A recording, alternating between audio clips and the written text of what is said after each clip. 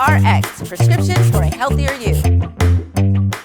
I'm here with Director Laura Cleary, who is the head of the Safe and Domestic Violence and Child Protection Program here at GBMC. Welcome. Thank you. Thank you for having me. I'm actually happy to be in your space here. As I understand it, this is the only space like this in the county that is around 365 days a year and 24/7, correct? That's correct. So we are the Baltimore County Safe and Domestic Violence Program that provides all of the medical forensic services and advocacy for Baltimore County. So we are the safe center that these victims are brought to for that specialized medical forensic treatment. And you touched on it, but tell us exactly what happens in this space. So when someone comes through this space, they're seeking treatment for sexual assault, domestic violence, child abuse, and human trafficking. So when they come in, we provide medical forensic examinations, we provide advocacy services, and anything else, any other additional medical treatment they would need after going through something traumatic like that. We commented on it. This area seems very relaxing and peaceful. Talk about why that environment is so important for the work that you and your staff are doing here. Right. So when we were building this unit, we took a lot of things into consideration. We worked with our community partners and advocacy groups to really make this feel like a safe and welcoming space. So you're working with people who have just went through something very traumatic and very scary. So we want them to know that when they're in this unit, they are safe, they are protected, and that we're going to take really good care of them. And even the way it's situated, I mean, it's a part of the hospital, but you don't have to go into the major entrance either. It's sort of off to the side. Right. So it does have its own space. We are relatively close to the emergency department if we would need any type of emergency level care or need to refer somebody there. But it's also a completely unmarked unit. So there's nothing on the outside that really tells what we do behind these doors. Again, we want to make sure that our patients feel protected.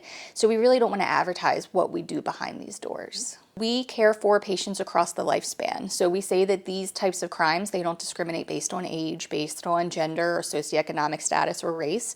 So we want everybody that comes in that needs this type of treatment to feel included and welcomed. So again, we care for the very, very young from birth all the way to the very old through death. So our oldest patient was actually 98 years old that came through this program. Oh, wow.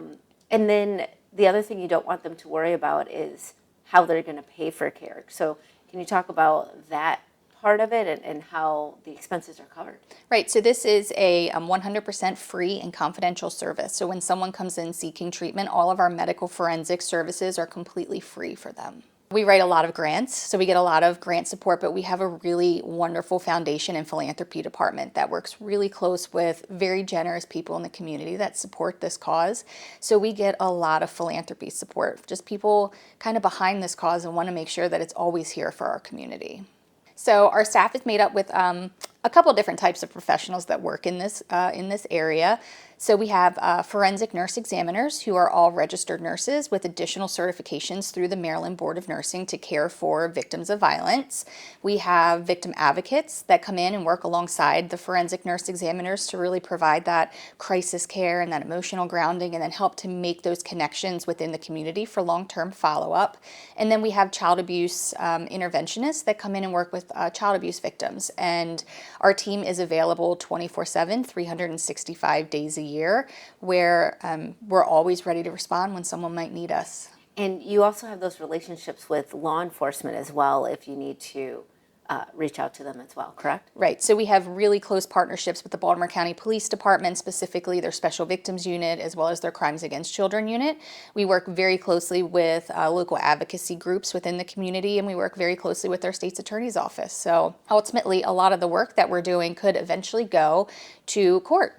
So we work closely with all of those partners to make sure that we say, we don't just discharge patients. We follow them from the bedside all the way through the court process. What happens once they leave this suite? Right, so we want people to feel supported. I mean, again, it's very scary. You're coming in for something like this. The last thing we want to do is just discharge them without any type of resources for follow-up. So our advocates come in and we'll work with them. Every single patient gets a resource packet with tons of different information about local community resources that they can follow up with. And then we also ask them for permission to do an actual follow-up phone call where our advocate coordinator can come in and make those calls to see how that patient is doing, see if they need any help help getting linked with counseling services or other needs. So it's a really nice connection that we have with our patients, and then we're always able to bring them back in for follow-up medical forensic treatment as well. Your department, your staff also trains other professionals within the hospital, correct? We do. So we do a lot of training here in the hospital. We do different grand rounds here. We have annual competencies for all the nurses on abuse and human trafficking.